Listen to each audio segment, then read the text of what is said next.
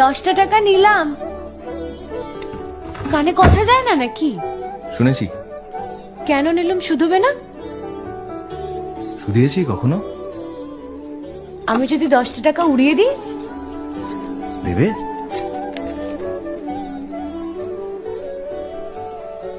আমি তবে যাই। আমরা থিয়েটার দেখতে যাচ্ছি। তুমি কি শুনলে আমি কি বললাম? বড় জ্বালাচ্ছ ললিতা।